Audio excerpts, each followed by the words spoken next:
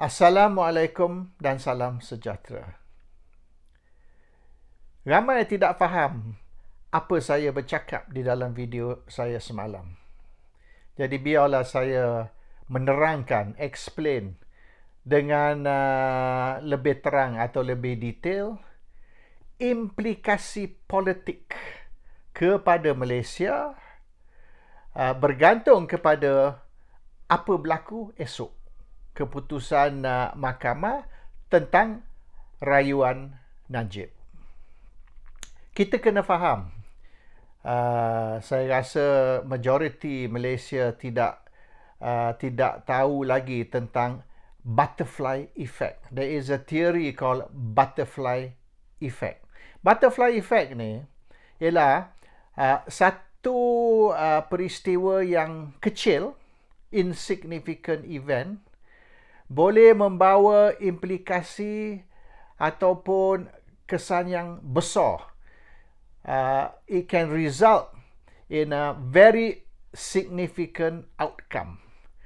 Bermaknanya, walaupun peristiwa ataupun insiden itu boleh dilihat sebagai kecil, tapi kemudian implikasi dia sangat-sangat besar kepada negara ataupun kepada dunia. That is the theory of the butterfly effect. A few people might know, tapi majoriti rakyat Malaysia ni tidak study tentang teori tersebut. Anyway, kita lihat misalan Malaysia merdeka tahun 57 ya. Sekiranya Chimpeng dan CPM, Communist Party of Malaya, tidak menimbulkan huru-hara, lari masuk hutan dan tembak sini, tembak situ, bom sini, bom situ, maka Malaysia tidak akan merdeka pada tahun 57. Oleh kerana Perang Dunia Kedua membangkrupkan seluruh dunia. The whole world went bankrupt. Terutama sekali England. Sebab England ni terlibat di dalam Perang Dunia Kedua lebih awal. Dan England ni terpaksa berlawan dengan Jerman dan Jepun di seluruh dunia. Jadi England was practically bankrupt by the Second World War. Jadi Malaya ni sangat penting kepada England. Oleh kerana 30% of the British economy depended on Malaya, iaitu tin, rubber, biji timah dan getah.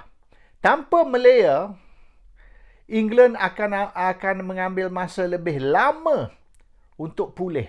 It will take a long time for England to recover from the bankruptcy. Tapi oleh kerana Chimpeng buat kecoh dengan komunis teroris, maka England nak lepaskan Malaya lebih cepat. Jadi British negotiate dengan UMNO, MCA dan MIC untuk mengawalkan merdeka, iaitu 31 Ogos tahun 57 Malaya diberi kemerdekaan. Kalau tak pasal Chimpeng, England nak simpan Malaya. Macam di Hong Kong tu tahun 97. Kita ni tahun 57, maknanya kita merdeka 40 tahun lebih awal dari Hong Kong. Jadi sebab apa England nak boleh dikatakan surrender the jewel in the crown? Sebab sebelum ni India was the jewel in the British crown, tapi India dah merdeka. Jadi mereka terpaksa beri Malaysia merdeka juga. Jadi bermaknanya Chimpeng ni secara tak langsung menyebabkan Malaya ni merdeka awal. So kita kena faham the butterfly effect. One ialah whether darurat tu ataupun the emergency tu dianggap sebagai significant ke tidak significant is another matter. But merdeka was a result of the emergency. Dan Tengku Rahman jadi Perdana Menteri yang pertama.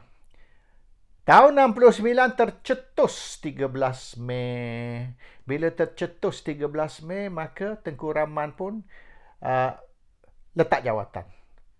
Tahun 70 dia letak jawatan, dia serah kepada Tun Razak. Tengku Rahman said, I'm the happiest Prime Minister in the world. Tengku Rahman declare himself a happy Prime Minister, the happiest Prime Minister in the world. Tahun 69, he was no longer happy. He was the most unhappy dan dia rasa kecewa. Sebab ramai rakyat Malaysia mati di dalam peristiwa 13 Mei. Tahun 70 dia letak jawatan, dia serah ke Tun Razak. Tun Razak pula serah lantik Hussein On sebagai timbalan Perdana Menteri.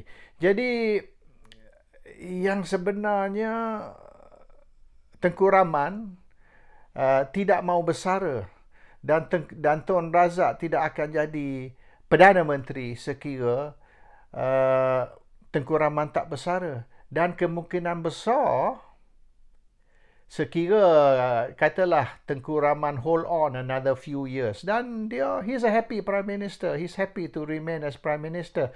Tapi dia serah ke Tun Razak pula meninggal. Kalau Tengku Abdul Rahman tak serah kepada Tun Razak dan terus memegang jawatan Perdana Menteri, maka Tun Razak tak akan jadi Perdana Menteri. Dia akan mati tak berapa tahun selepas itu. So, orang lainlah naik jadi timbalan Perdana Menteri dan seterusnya akan menjadi Perdana Menteri. Dan tidak semestinya Perdana Menteri yang ketiga tu Hussein On. So, kemungkinan orang lain. Dan yang nak jadi Perdana Menteri sangat masa tu Datuk Harun. Jadi Datuk Harun lah kemungkinan besar akan jadi Perdana Menteri. So, you see, satu peristiwa 13 Mei, lepas tu Tun Razak meninggal. Ini semua mengubah sejarah Malaysia. Dan sekiranya lah Tengku Rahman tidak letak jawatan dan Tun Razak meninggal, masa Tengku Rahman masih Perdana Menteri, bukan selepas Tengku Rahman bersara atau letak jawatan, Mahathir tidak akan naik. Sah. Sebab Tengku Abdul Rahman ni benci Mahathir. Tengku Abdul Rahman ni yang sebenarnya nak tangkap Mahathir di bawah ISA. Dan Tengku Mahathir pun telah ditendang keluar dari UMNO. Dan Dr. Mahathir semasa itu bersama PAS 3 tahun. Walaupun dia tidak jadi ahli PAS, dia berkempen melalui PAS. Dia boleh dikatakan mengguna PAS untuk nak jatuhkan UMNO dan Tengku Abdul Rahman. Dia buat sama macam dia buat kepada Najib pada pilihan raya tahun 2018 baru-baru ini. So there is a lot of things that happen in history which changed the course of history. Dan itu di peringkat awal. Dan juga selepas Mahathir jadi Perdana Menteri tahun 81, dia tak mahu Anwar Ibrahim. He refused to accept Anwar Ibrahim. Dan Tengku Razali lah yang berusaha sangat memujuk Mahathir untuk terima Anwar sebagai ahli UMNO pada tahun 82, setahun kemudian. Jadi kalau Mahathir berdegil, tidak dengar cakap Tengku Razali, maka Anwar akan masuk PAS. Dan memang rancangan Fadhil Noor ialah untuk Anwar jadi Presiden PAS, bukan masuk UMNO. So Anwar mungkin akan jadi Presiden PAS pada satu hari nanti, dan hari ini bukan Haji Hadi Presiden PAS, Anwar Presiden PAS. Tapi akhirnya Mahathir tunduk kepada Tengku Razali dan benar Anwar masuk UMNO. Jadi sejarah tu berubah. Dan kemudian berlaku reformasi apabila Anwar pula cuba tumbangkan Mahathir. Mahathir sumbat Anwar masuk jail di atas tuduhan sodomi. So there's another, boleh dikatakan butterfly effect. Oleh kerana Tengku Razali, maka Anwar masuk UMNO, Anwar tak masuk PAS. Jadi Fadhil Noh terus sebagai presiden PAS, di jawatan presiden diambil alih oleh Hadi, dan Anwar akhirnya tendang keluar dari UMNO dan menubuhkan Parti Keadilan Nasional dan Barisan Alternatif. Dan hari ini kita ada Pakatan Harapan sambungan kepada Barisan Alternatif. So you see how history has been changed. Sejarah Malaysia berubah dari merdeka kepada penubuhan PKR, Barisan Alternatif, Pakatan Harapan, dan banyak hari ini apa yang berlaku oleh kerana peristiwa pada masa lepas. So a small event ataupun major event, tapi an event in the past has affected the future, which is the present. So sekarang ni, kembali kepada isu Najib. Esok Najib akan menghadapi perbicaraan tentang dia punya rayuan. Apa akan berlaku? Sekira Mahkamah Persekutuan setuju dengan hujah Peguam Najib dan membuat keputusan, iaitu memang ada unsur-unsur konflik kepentingan atau konflik of interest, dan perbicaraan asal mesti istiah tak sah dan satu perbicaraan baru diadakan. This is going to change the whole UMNO. Sebab sekarang ni hukuman bersalah terhadap Najib akan batal. Dan sekali lagi Najib akan dibicarakan, dan banyak lagi boleh dikatakan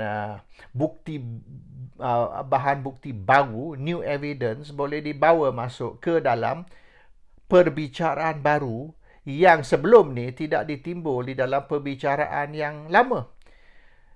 So kemungkinan besar oleh kerana ini Najib terlepas. Kalau Najib terlepas, iaitu disebabkan keputusan mahkamah esok, maka Najib boleh kembali sebagai Presiden UMNO dan kemungkinan besar kembali sebagai Perdana Menteri Malaysia second round, sama macam Mahathir dulu. Oleh kerana Lim Kit Siang dan DAP janji sekira mereka berkuasa, mereka akan penjarakan Mahathir, tapi sebaliknya mereka tidak bertindak untuk tangkap Mahathir dan penjarakan Mahathir, dan sebaliknya mereka menjadikan Mahathir Perdana Menteri bagi Pakatan Harapan, maka the whole history has changed. Oleh kerana itu, Pakatan Harapan jatuh selepas hanya 22 bulan sahaja. Dan Pakatan jatuh oleh kerana mereka nak cuba jatuhkan Mahathir dan ganti dengan Anwar, tapi gagal. Oleh kerana itu Muhyiddin jadi Perdana Menteri. Kalau tidak, Muhyiddin tak ada harapan nak jadi Perdana Menteri. Dan oleh kerana mereka jatuhkan Muhyiddin pula, Ismail Sabri Yaakob hari ini jadi Perdana Menteri. Adakah sesiapa boleh bayang yang Ismail Sabri Yaakob jadi Perdana Menteri? Ismail Sabri Yaakob sendiri tak sangka dia jadi Perdana Menteri. So banyak event, tak kisahlah event signifikan ke insignifikan, perkara kecil ke perkara besar, banyak event dalam sejarah mengubah sejarah. A lot of events in history changed the future, changed history. Jadi kita tengok besok apa akan berlaku. Dan ada ke akhirnya Najib masuk penjara, ataupun akhirnya melalui a new trial, a retrial, satu boleh dikatakan perbicaraan yang baru, Najib akan terlepas dan Najib akan kembali menjadi pemimpin UMNO dan pemimpin Malaysia. So it's very important tomorrow. Dan future Ismail Sabri juga bergantung kepada esok. Sekiranya Mahkamah teruskan rayuan dan tidak mahu mengisytihar yang perbicaraan yang lama, the original trial is defective oleh kerana conflict of interest, dan mereka teruskan pendengaran ataupun perbicaraan rayuan, dan mereka kekalkan, iaitu hakim kekalkan keputusan Mahkamah Rayuan dan keputusan Mahkamah Tinggi, dan juga Zaid Hamidi tidak terlepas, maka Ismail Sabri akan terus sebagai Perdana Menteri, dan kemungkinan besar selepas PRU 15, Ismail, sekira UMNO Barisan menang, Ismail Sabri akan terus sebagai Perdana Menteri untuk satu penggal lagi for another term post GE15. So itu maksud saya tentang implikasi perbicaraan Najib, SRC, kes SRC esok. The whole future of Malaysia, bukan saja future of UMNO Barisan atau future of Najib, Zaid, Ismail Sabri, tetapi the whole future of the country will be affected atas satu peristiwa, iaitu rayuan Najib esok tentang kes SRC International. Assalamualaikum, salam sejahtera.